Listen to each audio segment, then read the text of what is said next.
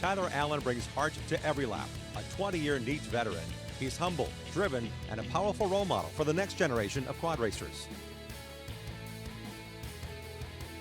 Professional ATV racer Tyler Allen joins us as another Hoosier hero for this year. Congrats on being part of the cast and crew. Gotta be kind of cool getting this kind of recognition. Yeah, it's amazing. Coming from, the ATV world, getting something like this is just mind-blowing for me, Very homegrown sport, but when I get a chance, trying to put the sport in a light like this, it's really cool. So. And you're in Wisconsin, which means that winters are long and summers are short. How do you find time to race in 12 months a year? Right. In the winters, actually, I started out ice racing out in the frozen lakes around us, and did that for probably 10 years before I even heard of dirt track racing. And just through the people at the club that we raced with, I learned about the flat track oval and TT stuff and started racing the District 16 stuff from there. But it stays pretty cold until the end of March and going on into that. So preseason, before the dirt stuff, we don't really get much time to ride or anything to prepare. So usually that first race of the year is kind of just get thrown to the wolves. One big thing that stands out to me is a 3-time world champion ice racer. Where do you earn those championships and how and with what? So that was in the World Championship Ice Racing Series. So we race on hockey rinks arenas around the country here. So it's a really cool deal for us to get put in front of a big crowd and a bunch of people to see us. And it's a really good time. Jet fighters in a gymnasium is what we like to call it. It's definitely a really cool thing. But other than that, we still do a little bit of outdoor racing here and there, but the indoor stuff is kind of taken over a lot of the time. So that's where you got your start as well, right? Ice racing first? Yep. So I started riding on a little electric four-wheeler when I was 2 or 3 years old, just around the house, and my parents had to have 3 different batteries for this thing to keep swapping it out on me. And from there went through the tree of getting all the little mini quads, and the ice racing has just always been there. It's very family oriented, and I've always done it with my parents, and we all just love it. Tyler, I know one of your proudest moments has been teaching your own racing class. First of all, how did that even come about? How do you go from being a racer to teaching racing?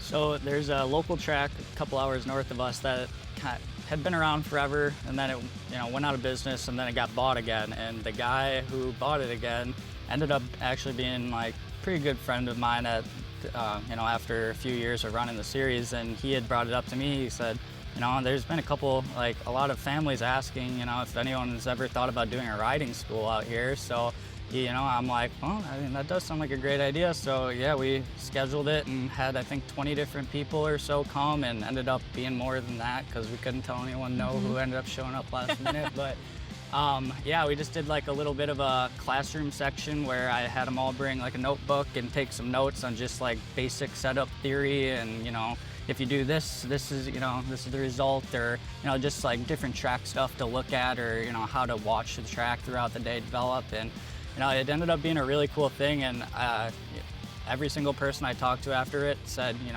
I got a ton out of it, and it was cool kind of just keeping tabs on all those people throughout the rest of the year too, just to see their advancement through it. So I was pretty proud of what we did there, and I'd love to do it again. It's just time was always the killer with it. So I'd love to do it again. Obviously, you're talking about the impact that you had on the people in your class, getting to see them go out, perform, race, but what impact did it have on you and maybe the confidence you have as a racer to be the one teaching the next generation?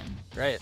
It just made me feel proud that all those people trusted me in it, for one. And, I started racing when I was 4 years old, and we didn't know anything. My dad wasn't a racer. We just kind of got thrown into it because of, some family friends who were into it. And, we just kind of figured everything out ourselves throughout the years. And, having that class and helping everyone like that, it was cool just to see, years and years of trial and error, and, people trying to figure stuff out, how it can, just kind of shrink all that up and just, so they're not struggling for as long as I did. It was cool that, for me, like, I had to go through it all and learn it all the hard way, but, you know, at least I can try and help these, like, kids coming up not struggle so bad. And if that means, you know, if the less you struggle, the more you're gonna like it. Yeah. So, you know, hopefully, you know, they all stay in it for a long time just because of the information that they got. You won your first pro championship outdoor in like 2014. That's 11 years ago already. Correct. Are there any specific moments in your career or specific victories that stick out to you as defining moments?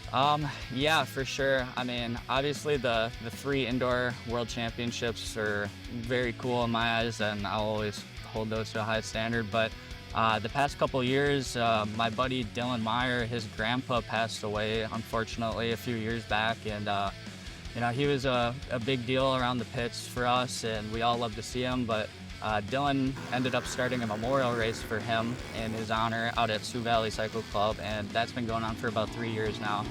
First year, I got on the podium and was very pumped about it. Just, I mean, they pumped this race up big, so there's a lot of cool stuff happening around the track too, so it's more than just like a race, but it's one I always circle every year, but the past 2 years now, I've been fortunate enough to get the win in both of those. So that's something really cool I like to, you know, look back on and, you know, just share that memory with my buddy Dylan. The word legacy is pretty heavy. Would you hope to have a legacy in the world of sports, and what would that be? 100%. Kind of bringing back to what I said about the kids, I want to have like the legacy of the guy who, you know, was always easy to talk to, and anyone could come up to the trailer, ask for a part, ask for some setup advice. Realistically, that's what kind of means everything to me.